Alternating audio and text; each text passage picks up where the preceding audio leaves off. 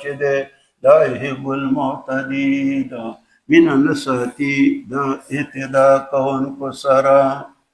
الهام الرحمن کې په دې ګڼې حوالې دي چا سره یې نو کتلی شئ. فتح الرحمن کې پې ما تعبیر کړی په فوایدو باندې. یوه فایده بله فایده نو دا فواید دي او دا د زده کول غواړي نو بلی را خپل شیخ القرآن رحمه الله به فرمایله چې د دعا دپاره پنځه ارکان دي. یو الله تعالی به مالک او کارساز ګڼي، دویم د نقصاني صفتونو نه به پاک ګڼي او درېیم ځان به ورته محتاجه ګڼي. دا په اووه اتیم د سورتې انبیا کې راغلي دي د یونس علیه السلام په دعا کې. او دوه دلته ذکر دي په عاجزۍ به بولي او پټ به بولي. فایده د حسن بصري نه نقل دی چې ادب په دعا کې دا دی چې پټ دي وي او دارنګې ورو دي وي او د زور او د ورو په مابین کې چې دی اویا فرقونه دي.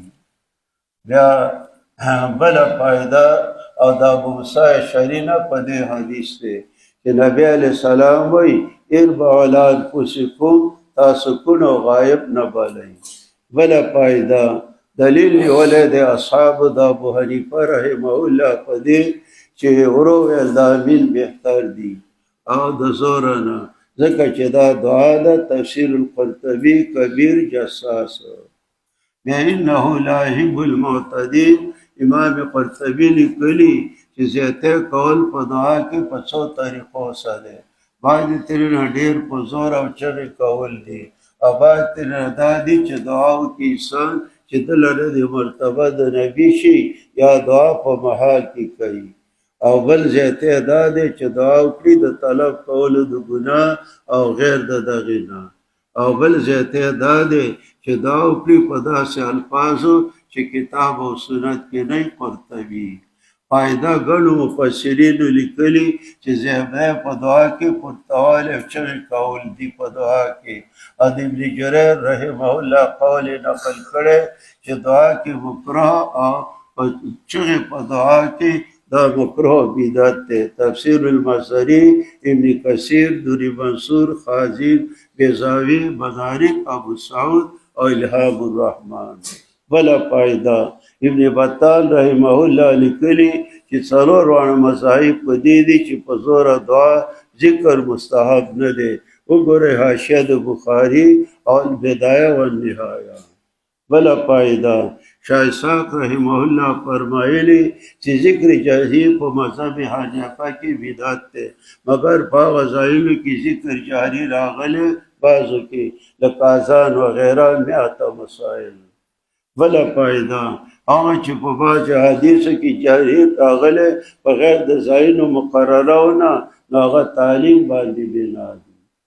په زوره دعا پیغمبر کړي ذکر د تعلیم دپاره.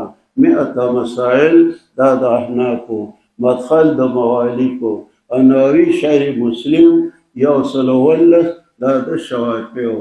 د دې مسئلې تحقیق دپاره د حل الهام الرحمن وګورئ او رد بدعت وګورئ.